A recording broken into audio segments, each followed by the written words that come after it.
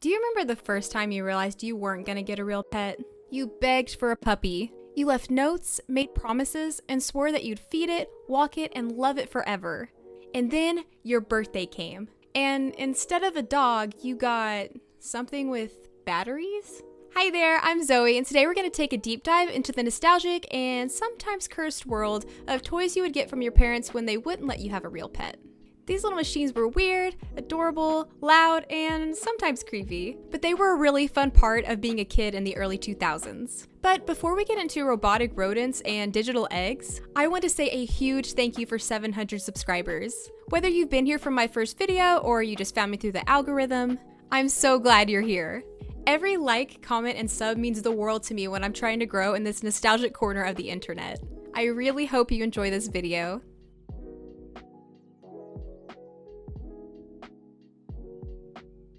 The pet rock walked so the rest of these could fly. Well, maybe not fly, but definitely blink, squeak, and annoy your parents. These were the fake pets of our childhood. And whether they were soft, pixelated, or made horrific robot noises, they meant everything to us. Let's get into it. We're gonna start off with the queen of the pretend pet aisle, FurReal Friends. Hasbro launched this line in 2002, starting with a pretty realistic animatronic cat that would purr and meow when you would pet it, or randomly hiss, which scared the absolute life out of me more than once. At launch, the pets retailed at $34.99. And as of 2023, FurReal Friends has sold over 100 million units across over 75 countries. They were soft, cuddly, and moved just enough to make you feel like they were alive. There were cats that purred, dogs that barked and wagged their tails, and even a pony that was large enough for kids to sit on. In 2006, Butterscotch was released in stores retailing at $299.99. This big FurReal friend blinked, whinnied, and nuzzled. It had realistic movements and sounds. And it would also respond to grooming and feeding with lifelike reactions, making it really popular. Then in 2007, they followed up with S'mores the Pony that had a fancier mane and more sound effects. Over the years, FurReal Friends released a ton of pets. The lineup included kittens, bunnies, dogs, birds, chimpanzees, you name it. It was basically a full-blown petting zoo at that point. I actually had a few of these growing up. I had a newborn kitten, a newborn puppy, a gray rabbit, and a black and white tuxedo cat. I unfortunately don't have all of these in my possession anymore, but I do have the gray rabbit. Honestly, I think my favorite was the newborn kitten because of the way that they moved around, and it had the cutest meows. Looking back on the tuxedo cat, it was really cute, but at the time, it scared me a little bit. Don't ask why, I guess I was just a sensitive child, and the hissing kind of startled me. The little kitten didn't hiss like that, so I guess I played it safe. For a lot of kids, including myself, this was the closest thing to a real pet. And for a toy, it was quite impressive. The tech was simple, but the bond felt real. You'd sit there brushing your fake dog's fur, whispering your problems like it was your therapist. And in hindsight, that's kind of beautiful. And as with most successful toy lines from the 2000s, they partnered with McDonald's and Burger King. FurReal Friends plushies were released in the 2008 McDonald's Happy Meals. There were 4 toys released: a bear with a bottle, a bunny with a carrot, a kitten with a bottle, and a puppy with a bone. Each pet was just a plush with a plastic accessory. And unlike the original toys, they didn't have any electronic components. In 2009 at Burger King, there were 4 different plushies released. You had the Love Cub Panda, Lulu, my cuddlin' kitty, Butterscotch Pony, and Biscuit, my lovin' pup. Once again, these did not have any electronic components. And unlike McDonald's toys, these didn't even have accessories that came with them. But if you feel like you missed out, you can still get some FurReal Friends in stores today. However, starting in 2017, they seem to have dropped the real in FurReal in favor of a more cartoonish design. It's not really my vibe, so I'll stick with the OGs. Next up, we have Zhu Zhu Pets. These robotic hamsters zoomed into our lives in 2009, and whether you remember them for being cute or chaotic, they were a cultural moment. At launch, the hamsters retail at $9 each, meaning they were kind of flying off the shelves. You turned them on, and they would zoom around your living room like they had a grudge against your furniture. They had little wheels underneath and sensors that helped them avoid obstacles. Kind of.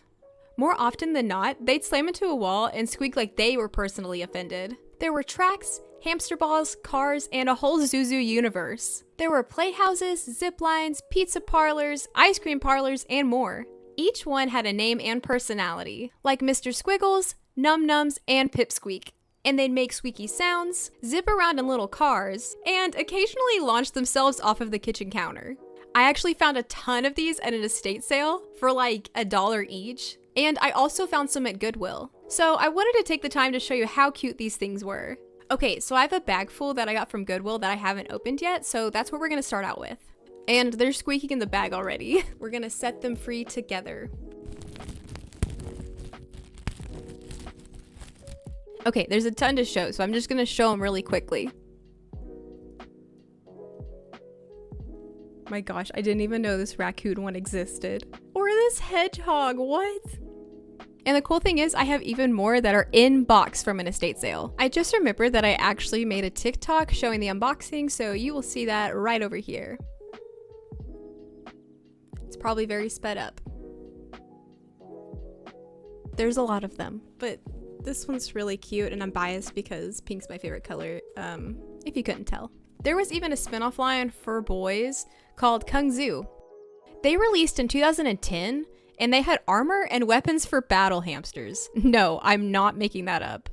These are extremely serious warriors, okay? I even have armor for them.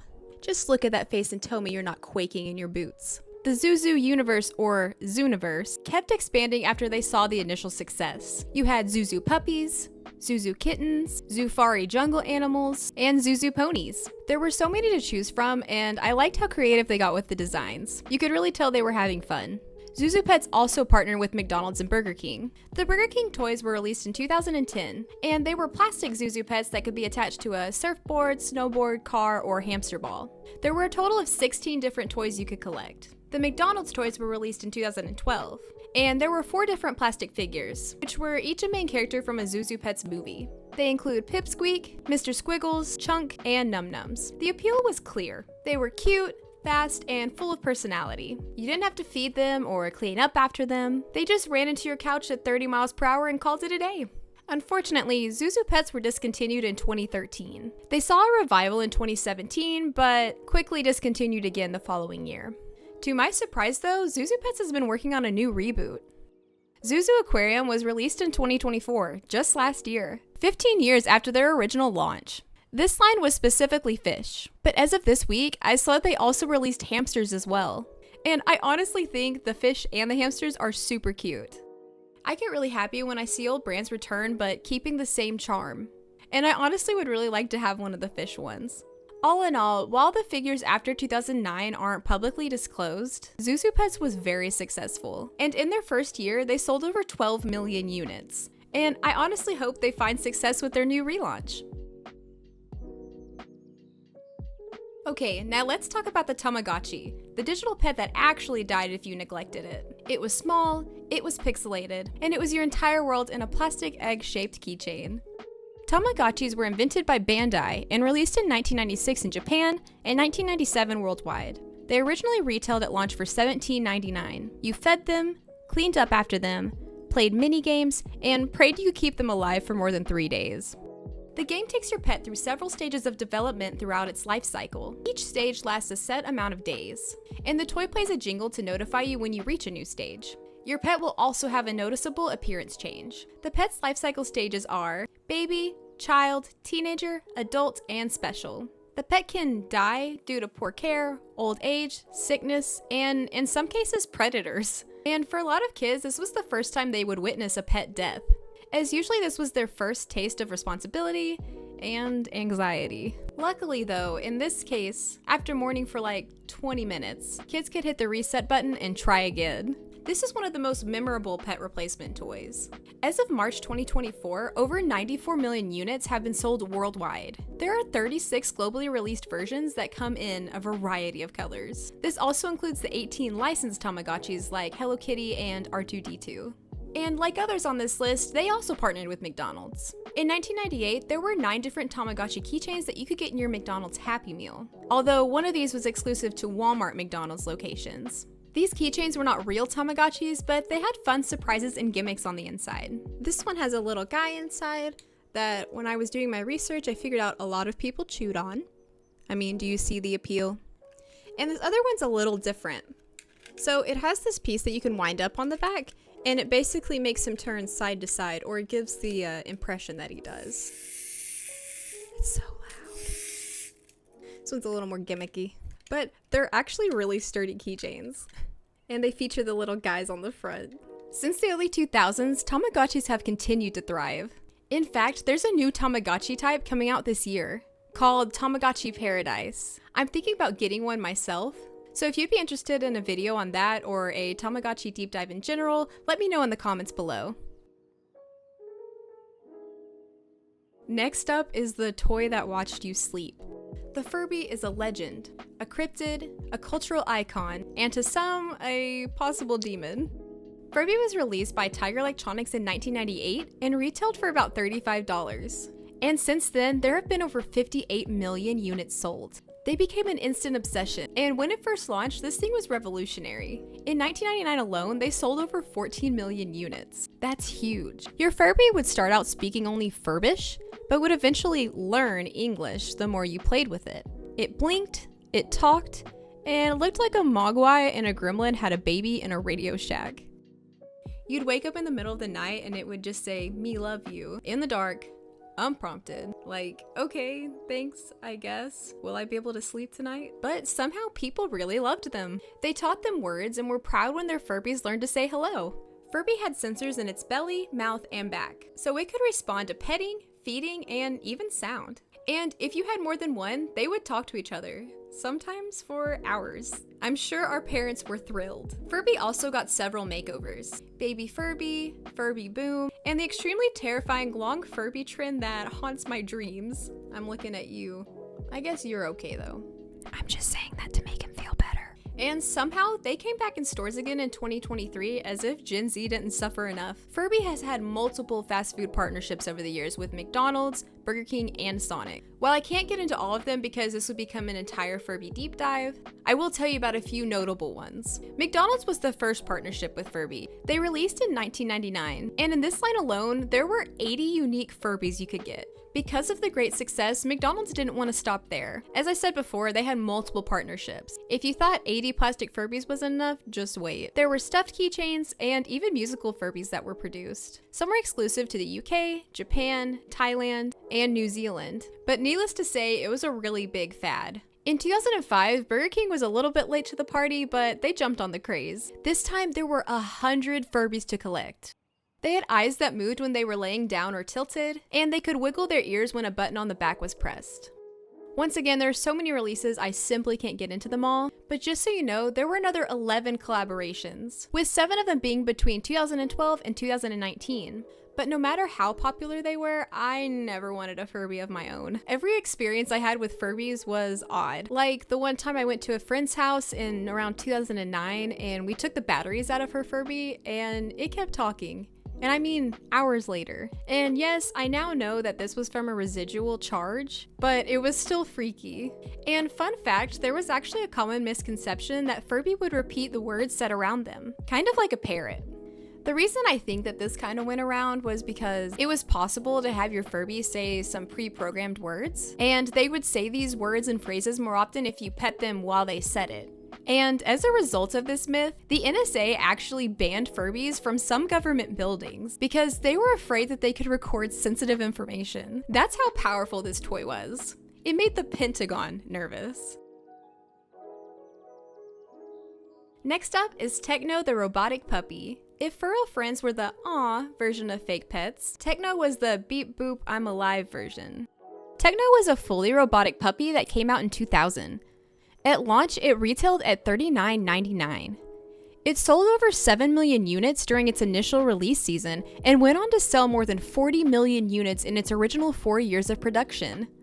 It was made by ToyQuest, and it had all the tricks. It could walk, sit, bark, eat, sleep, wag its tail, and it did the coolest flips if you got the timing right. It even responded to commands. Tekno was loaded with over 160 programs and functions. It had light-up eyes and sound sensors so it could hear you call it. The special motor sensors enabled emotional and lifelike intelligence. It could be taught to respond to voice commands and to perform real dog tricks. like fetching, whining, and playing tricks that included the bone and ball accessories. Variations included Dalmatian, Beagle, Gold, Silver, and later Pink and Red. It got rebooted several times, most recently as Texta 360 in 2018. In the year 2000, this robot dog was futuristic. Remember when Chrome and Icy Blue was the future? And it was given a standalone cover on Time magazine. Talk about influential. As a kid, this felt like Jetsons level technology. Like we were living in the future. Well, at least until the batteries died. And finally, we cannot talk about robotic pets without mentioning Poo-Chi. Poo-Chi was released on April 1st of 2000, yes, April Fool's Day, by Sega Toys, and it was distributed by Tiger Electronics. At launch, it retailed at $24.99, and there were over 10 million units sold worldwide in the first 8 months. It had big LED eyes, stiff little legs, and the most dramatic low battery whimper you've ever heard. It could bark, wag its tail, and even sing 7 different songs. However, the sounds it made weren't realistic and more leaned into the robotic aspect. There were quite a few variations of the Poo-Chi. You had the titular Poo-Chi, Meow-Chi, Dino-Chi, Chirpy-Chi, Pedal-Chi, and the Super Poo-Chi. And there were so many colors. You couldn't go to Toys R Us without seeing an entire wall of them. Poo-Chi didn't do as much as Tekno, but it was cheaper and had a weird charm to it. It wasn't even trying to be lifelike. He was just a little guy. And when he sang Beethoven's Ode to Joy in Beeps and Boops, your heart melted. Admit it, if you had one, you still remember the tune. After gaining popularity, Poo-Chi partnered with McDonald's twice. The first partnership was in 2001. There were 8 different robots, 4 Poo-Chis, 2 Meow-Chis, and 2 Chirpy-Chis. Each had 4 different possible colors, meaning there were 32 to collect, which is where I have my 4 from. During the second partnership, there were another 8 different robots: Poo-Chi, Botster, Batster, Pedal-Chi, Rabbot, Dino-Chi, Robo-Baby, and Robo-Teddy. Unfortunately, Poo-Chis were phased out in 2002 and were replaced by FurReal Friends. However, they're still remembered fondly today.